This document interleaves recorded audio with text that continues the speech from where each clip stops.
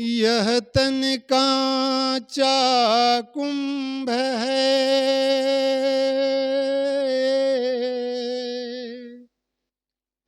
लिए फिरे थे साथ।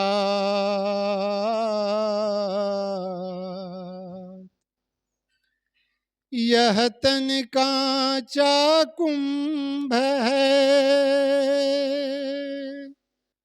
लिए फिरे थे साथ। टपका लगा फूट गया, कछु न आया हाथ। यह दुनिया दो रोज की, मत करिया सोहेत।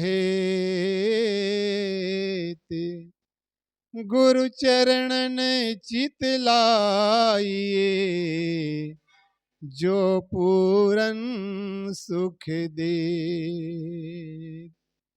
गुरु चरण चित लाइए,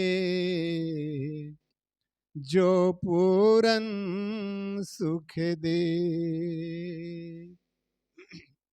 सभी लोग पीछे से गाएंगे और बन सके तो ताली भी बजा सकते हैं। मजा आएगा, अच्छा लगेगा और संतों के विचार सुनने में और हमारा मन एक चुस्त हो जाएगा। ये चुनरी है अनमोल, ये चुनरी है अनमोल, दिन दिन भजन करो। ये चुनरी है अनमोल, दिन दिन रोए। चुनरी है अनमोल, दिन दिन भजन करो। ये चुन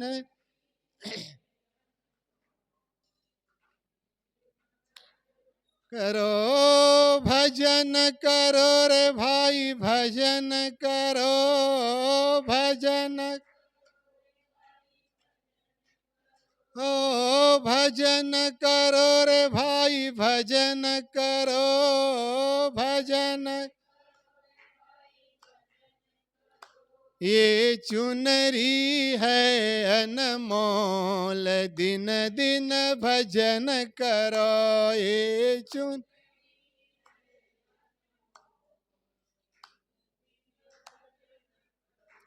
कुछ लोग बोल नहीं रहे हैं क्योंकि मैं नीचे बैठा हूं, इसलिए कह रहे हैं साहब तो देख नहीं रहे हैं। लेकिन हमारे बड़े साहब जो पीछे बैठे हैं ना, सदगुरु कबीर साहब, वो तो सबको देख रहे हैं।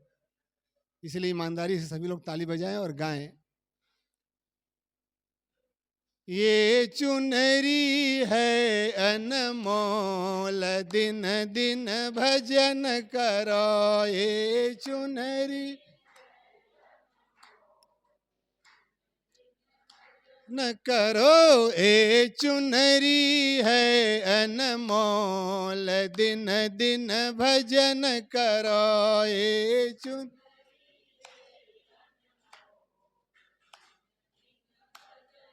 रो जब चुनरी का जन्म हुआ था, जब चुनरी था, जब चुनरी का जन्म हुआ था, जब चुनरी का जन्म हुआ था जी, जन्म हुआ था, जन्म हुआ। बजे नगर में ढोल, दिन दिन भजन करो। बजे नगर में ढोल न करो। ये चुनरी है अनमोल, दिन दिन भजन करो। ये चुन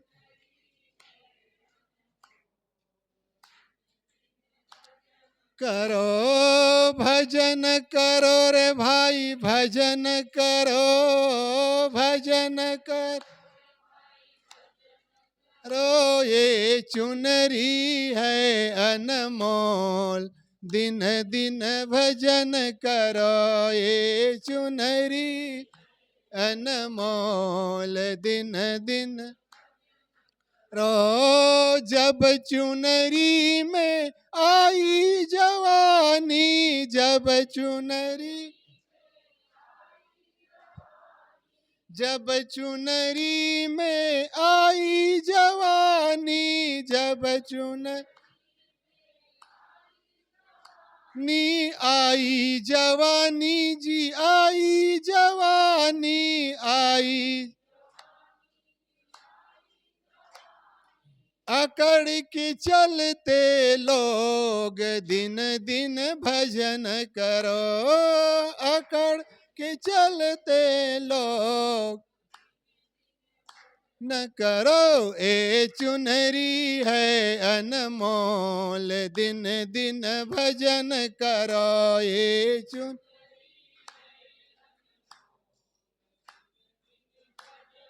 रो।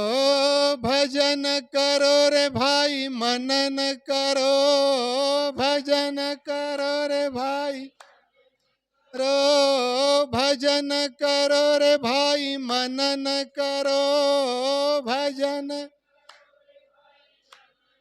रो ए चुनरी है अनमोल, दिन दिन भजन करो ए चुनरी है अनमोल, दिन दिन ओ। जब चुनरी में आया बुढ़ापा, जब चुनरी में आया बुढ़ापा,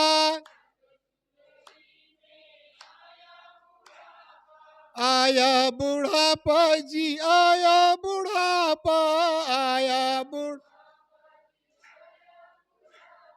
मुख से न निकले बोल, दिन दिन भजन करो, मुख से करो, मुख से न निकले बोल, दिन दिन भजन करो, मुख से निकले बोल करो ये चुनरी है अनमोल, दिन दिन भजन करो ये चुनरी है अनमोल, दिन दिन ओ। भजन करो रे भाई मनन करो, करो ये चुनरी है अनमोल, दिन दिन भजन करो ये चुनरी रो। कहत कबीर सुनो भाई साधो, कहत दो, कहत कबीर सुनो भाई साधो, साधो सुनो भाई साधो, सुनो भाई साधो, सुनो भाई साधो, सुनो दो। भजन करो दिल खोल, दिन दिन भजन करो,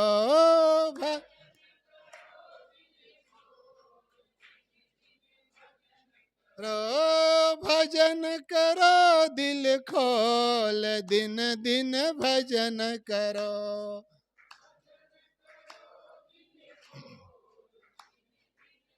न करो ये चुनरी है अनमोल, दिन दिन भजन करो ये चुनरी अनमोल, दिन दिन करो ये चुनरी है अनमोल, दिन दिन भजन करो,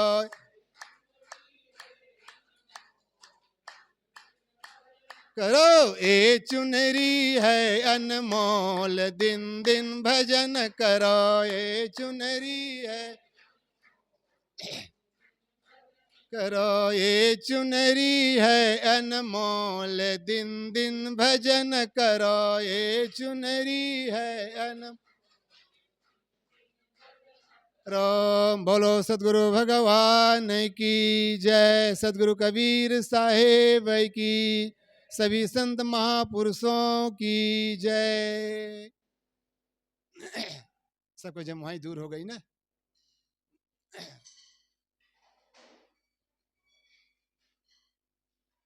भजन और भोजन थोड़ा शब्दों का अंतर है, सुनने में एक ही जैसा लगता है। भोजन कर लो और भजन कर लो,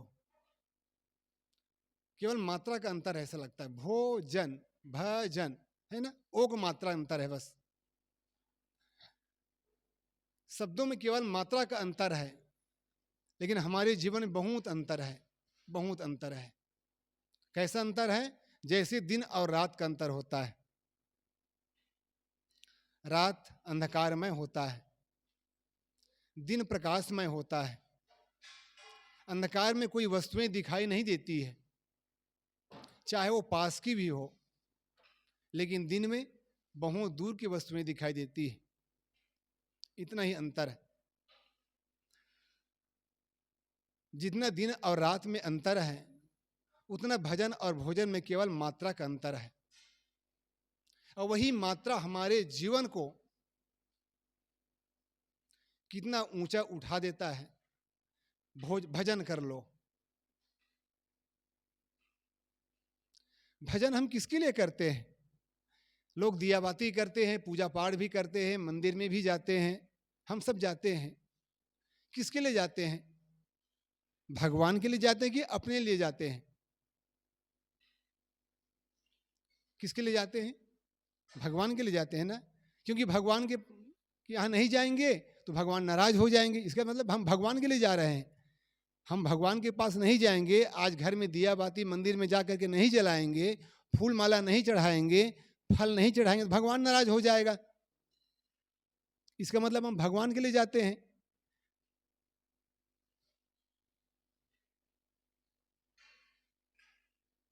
एक कहानी मुझे याद आ गई। एक माता जी,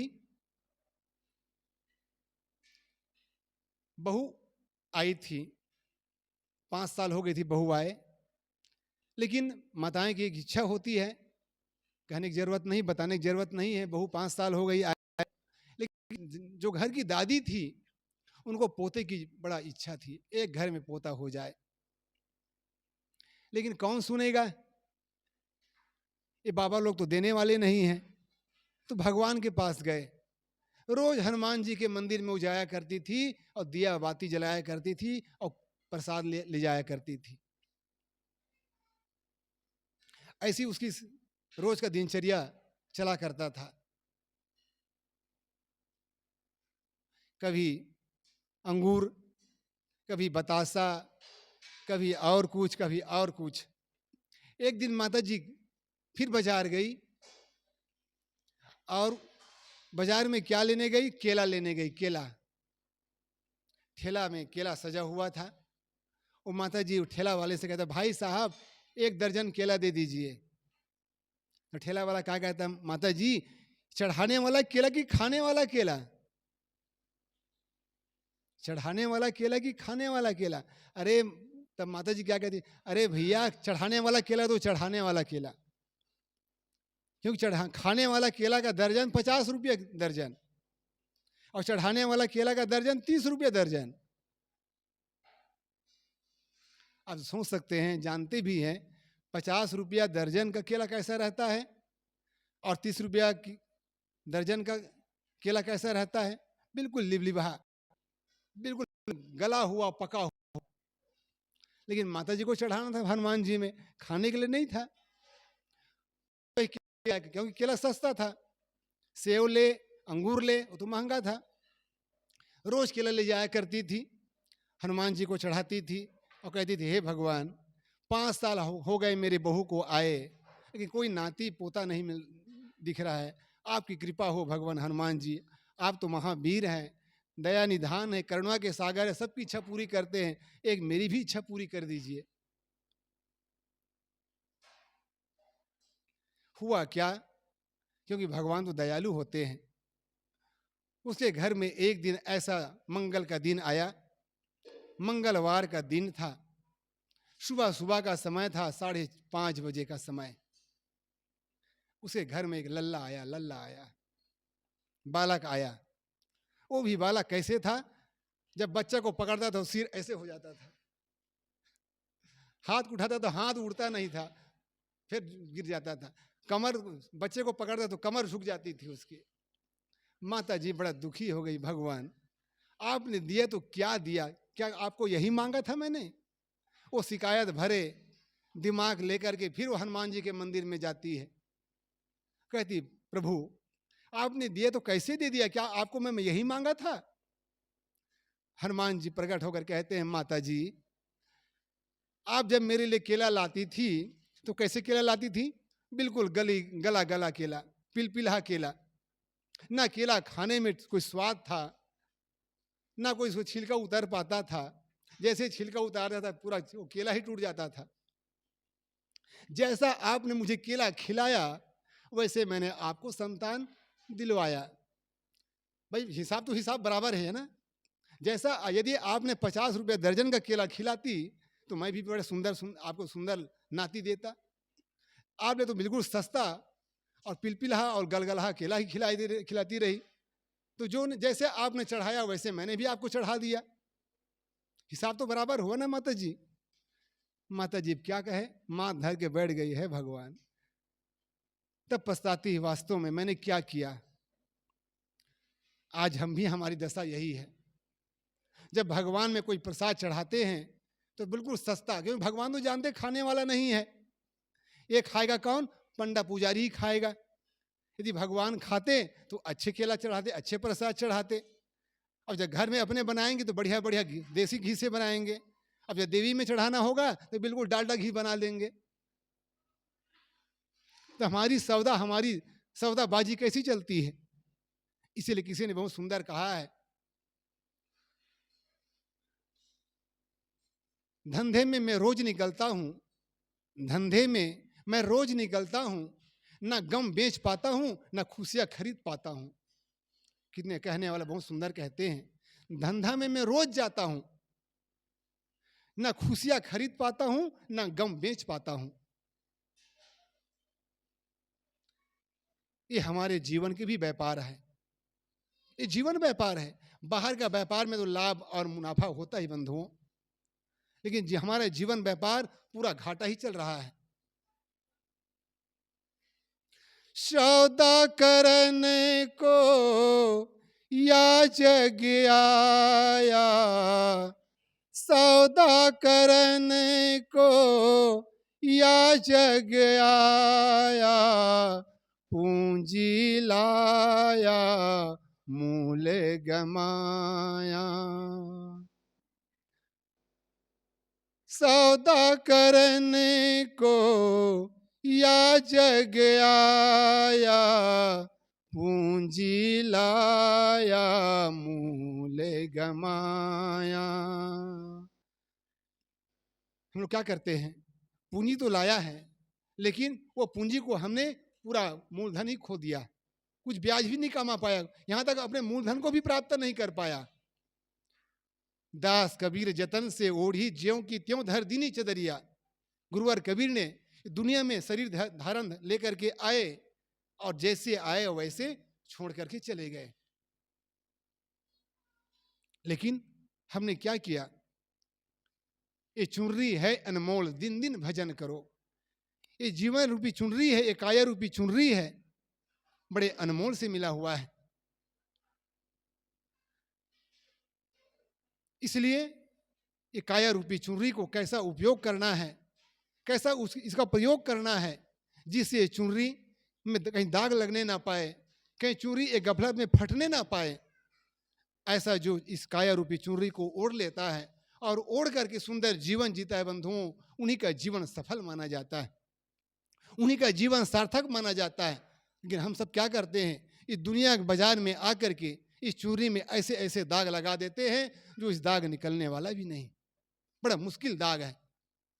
अरे केला का दाग, सब्जी का दाग तो आला से निकल जाता है, लेकिन इस काया रूपी चूड़ी में ऐसा दाग पड़ जाता है, न इसकी आला काम आता है, न निरमा काम आता है, न साबुन काम आता है।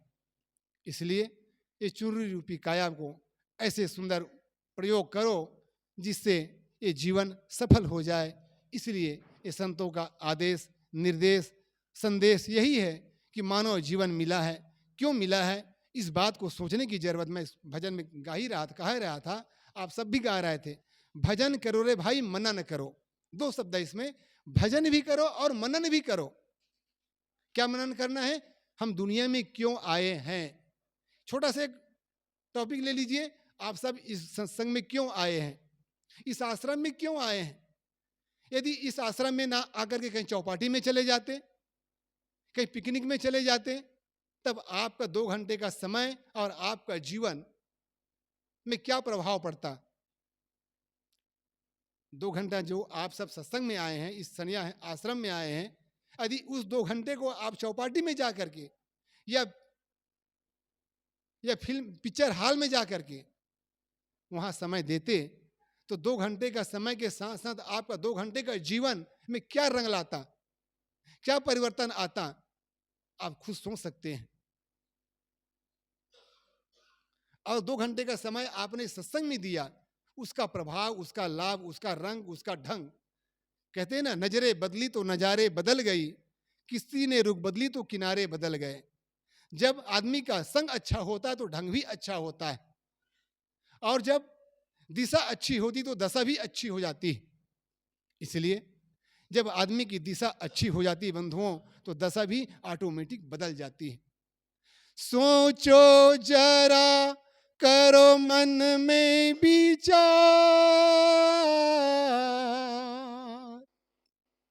सोचो जरा, करो मन में विचार, मानुष जन्म नहीं हर बार, क्यों तो आया है इस संसार में, प्राणी क्या तूने पाया है इस संसार में। सोचो जरा, करो मन में विचार, मानुष जन्म नहीं हर बार, क्यों तो आया है इस संसार में, प्राणी क्या तूने पाया है इस संसार में।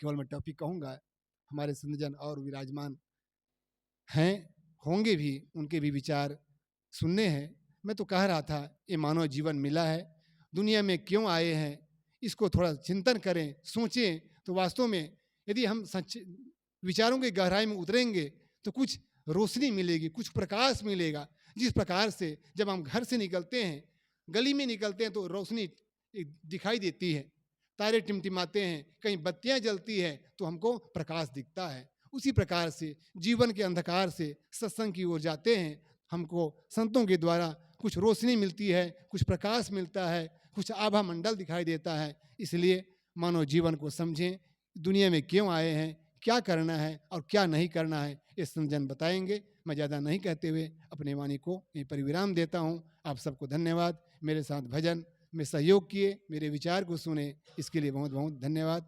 बोलिए सदगुरु कबीर साहेब की, सदगुरु कबीर साहेब की, साहेब बंदगी साहेब।